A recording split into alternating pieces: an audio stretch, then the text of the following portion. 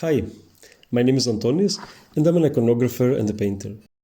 Today I want to share with you some thoughts on what makes an icon great, what gives value on an icon, and I'll do this while you'll see me painting the beard of Saint Paisios here in this icon.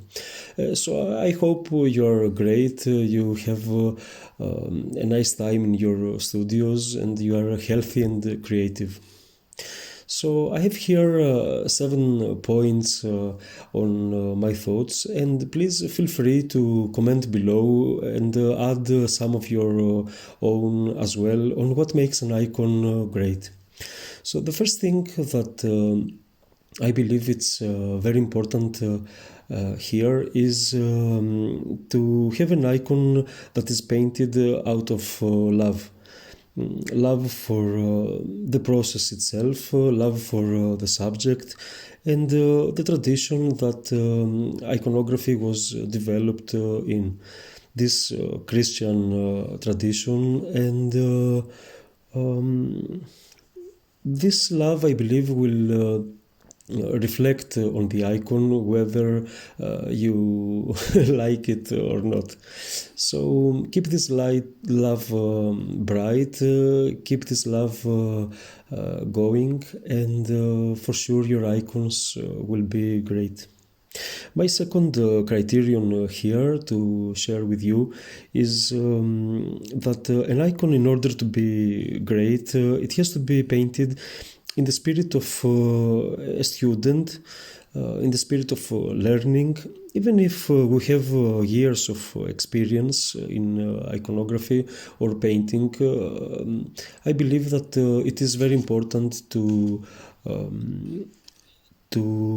be in this spirit of constantly learning and constantly believe that we can improve and become better in our art.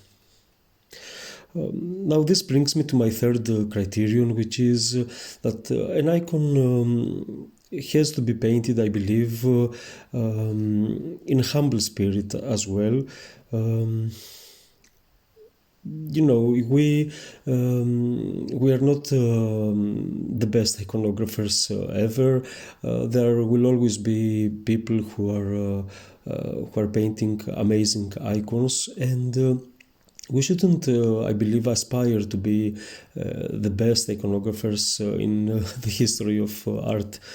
I believe this humble spirit will guide us to be more careful and more diligent in our studio, to have a more student-like approach that will push ourselves to work more in the studio, and this way we will try to study best and learn from the old masters. So being humble and being student-like, it's I believe very, very important. Now I believe that also very important for as a criterion to tell if an icon is great is to paint an icon without really thinking the money. I know this is something maybe that many iconographers will not necessarily agree, but I believe that many icons are commissions and there are money transactions involved. But even if this happens, money should not be the main motivation when we paint an icon. Money will comes and goes, but the icon will be there to talk about our skills, to talk about, to advertise our skills in iconography. So often when we paint an icon and our best and our first motivation is money, then we tend to paint the icon in a hurry, to be more careless a little bit sometimes. Of course, many great studios work with big commissions and they are forced to be in a hurry somehow, but they are very experienced and they know how to balance between this and painting great icons. So for us, we are still, studying and having this more student spirit. It's best, even if an icon is a commission, to just focus on the art aspect of it and try to do our best without being in a hurry.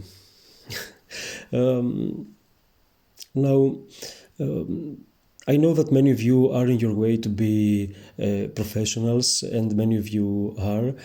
I have this course in iconography that you maybe will find helpful. It's a 9-hour course, 25 videos that will guide you thoroughly from the early stages of icon painting to the last part of it. Hi, I'm Antonis, and I'm proud to present you my online course in iconography, Paint an Icon with Me. This course will help you become a better iconographer, and it will help you be more confident when talking and presenting your artwork. It will make you understand in depth the studio practices of a professional iconographer like me, and you will get accustomed to what great iconography looks like. So learn in a simple and organized way everything you need about the materials, mediums and techniques in order to make a beautiful icon. Paint with me the icon of Christ and learn how to paint better any icon you wish. I will see you at the studio. Now, my fifth criterion in icon painting is that an icon has to be painted with respect of the materials, of course, and the forms of iconography. I believe that we have to use the right materials that are safe to use and will respond best to what we are about to paint. We have to always use the best of the materials that we can, even though they might be a little bit more expensive. Sometimes we try to save money, but we destroy our whole work. So try to respect the materials and the nature of the materials. Use the materials that traditionally are used in iconography, like egg tempera or hot wax, etc. And also try to be respectful as much as you can on the forms of iconography. I know that innovation is something many iconographers seek for, and they always many iconographers try to bring something new in this form of art. But I believe that innovation comes organically and naturally from the years of experience an iconographer has. And this is something that we shouldn't obsessively seek. This will come to us and it will feel more organic. If innovation is forced, then we often produce paint icons that are almost grotesque. They feel unnatural, they feel they don't really belong into this rich tradition. Now, I hope that this talk today makes sense to you, and I know I'm not talking in detail about forms here and how you have to copy exactly the old masters. I believe this is something that we need to know, these 7 criteria here, and these criteria will help us know if our icon is good or not. Now, my 6th criterion here is that an icon has to be painted with self-confidence. I know I said before to be humble and in a spirit of a student, but also we need to enjoy our results, to enjoy the icons that our hands paint, and to feel confident that our next icon will be even better, to like our icon and believe that we can be better in this form of art. I remember that when I painted my first icons, I was really proud of them. I was a kid, I was 12 or 13 years old, and I was really proud of what I painted. Of course, these icons now are not presentable. I wouldn't present them in a church, but I do feel looking them today that these icons have something spiritual.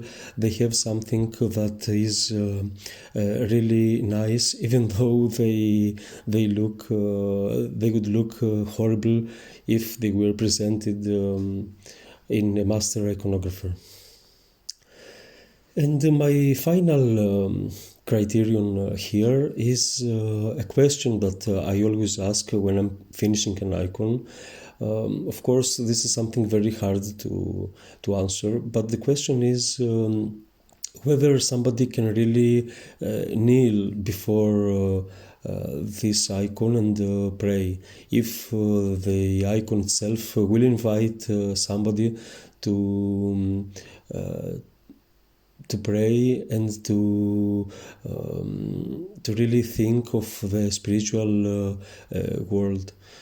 This is a question that I believe it would be great if you asked also yourselves when you finish an icon, and if the answer is no, I believe that this rarely can happen. We hope that somebody can pray on our icon. But if you definitely feel that the icon is not inviting for somebody to pray before, then maybe the icon hasn't fulfilled its purpose. So try to also ask this question and see what answers you can get. Anyway, I hope that this was not too confusing. I hope this talk was interesting to you, and there is some thought, some food for thought here. And I want to thank you so much for being in this channel, for subscribing, asking questions. Unfortunately, I can't really comment on all your wonderful comments here. I want to also thank my supporters on patreon.com on this channel. If you want to be producers on the videos that I make, feel free to support me on patreon.com. So I hope you will be healthy. I hope you will be creative, diligent, and in the spirit of learning as I am. And I will see you soon with another video. Have a nice time. Bye.